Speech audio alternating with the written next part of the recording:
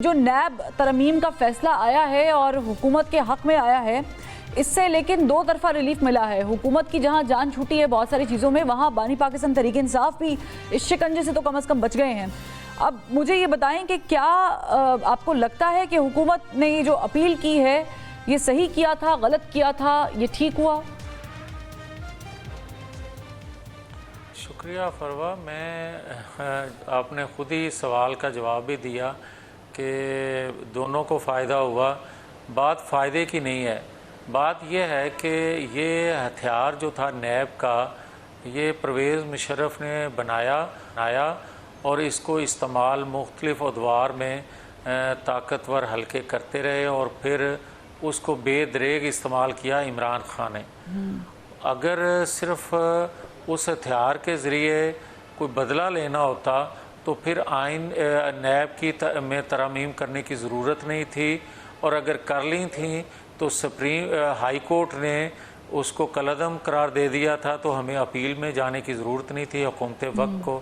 حکومت وقت کا اس سے نیک نیتی اور کیا ہو سکتی ہے کہ ایک قانون کو درست کیا گیا ہے، ایک ہتھیار کو جو بے دریغ استعمال ہوتا تھا، جس سے پاکستان کے اداروں کے اندر بھی لوگ کام کرنا چھوڑ گئے تھے، یہاں تک کہ جو اپنا کاروباری حلقے تھے وہ بھی اس پوزیشن میں نہیں رہ گئے تھے کہ پاکستان کے اندر سرمایہ کاری کریں، اپنے آپ کو وہ عدم تحفظ کا شکار سمجھتے تھے۔ تو اگر یہ ترمیم لا کے سرمایہ داروں کو بھی تحفظ ملے اور صحیح طریقے سے کام کرنے والے اداروں میں بیٹھے لوگوں کو بھی تحفظ ملے تو کوئی غلط نہیں ہے۔ ہاں، احتساب کی جہاں تک بات کی جاتی ہے کہ احتساب ختم ہو گیا، بھائی پاکستان کے اندر کیا احتساب کا ایک ہی ادارہ تھا؟ پاکستان کے اندر بے شمار احتساب کے ادارے ہیں، انویسٹیگیٹ ادارے ہیں، جتنا نیب کے تھرو ایکسپلائٹ کیا گیا ہے، آپ نے بھی خود ہی کہہ دیا کہ عامر کی بنائی ہوئی تھی، لیکن آپ کو میں یاد کرا دوں کہ پاکستان پیپلز پارٹی 2008 کے بعد جب اقتدار میں آئی تھی تو انہوں نے بارہا نون لیگ کو کنونس کرنے کی کوشش کی تھی کہ آئیں نیب کے معاملے کو ختم کرتے ہیں، لیکن اس وقت نون لیگ کی قیادت نے کوئی خاص سنجیدگی نہیں دکھائی تھی۔ آپ سمجھتے ہیں کہ غلطی کی تھی؟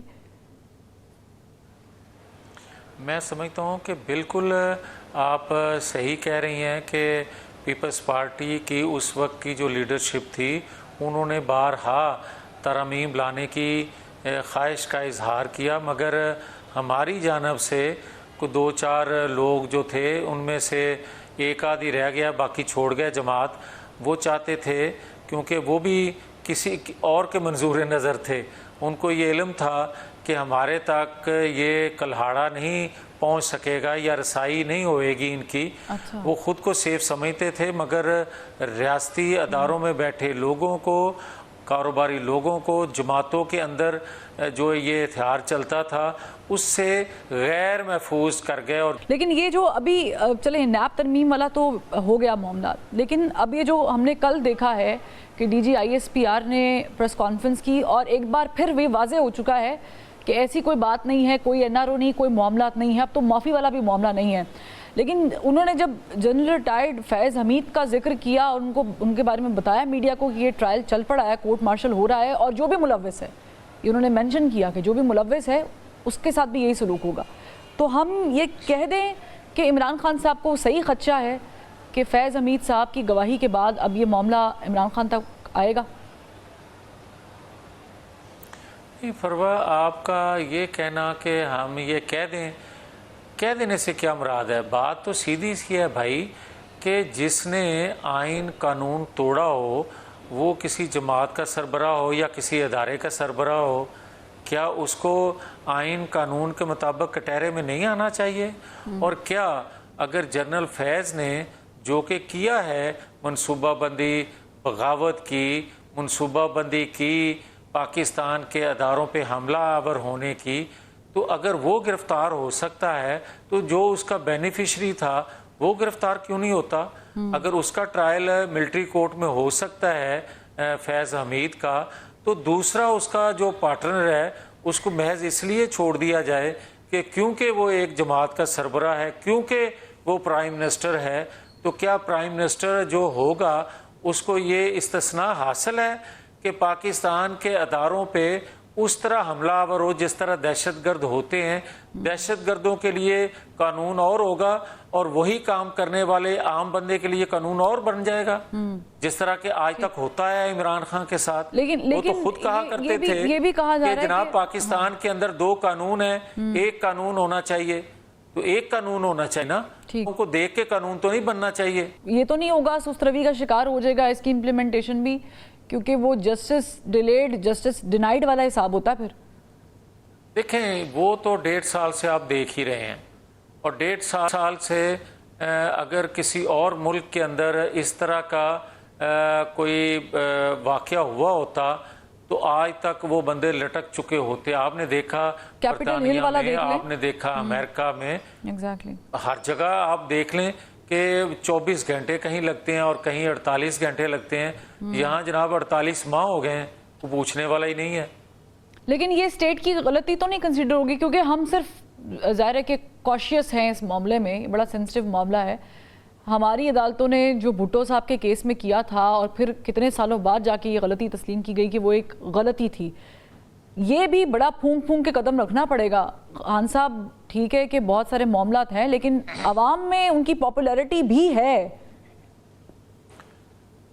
دیکھیں کبھی پاپولیرٹی دیکھ کے جانچ کے اگر انصاف فراہم کرنے والوں اداروں نے فیصلے کرنے ہیں تو پھر یہ ملک نہیں چل سکتا. اور پھر مجھے یہ بتائیں, آپ نے ذوالفقار علی بھٹو کا ذکر کیا, کیا وہ پرائم منسٹر ملک کے نہیں تھے؟ کیا وہ پاپولر نہیں تھے؟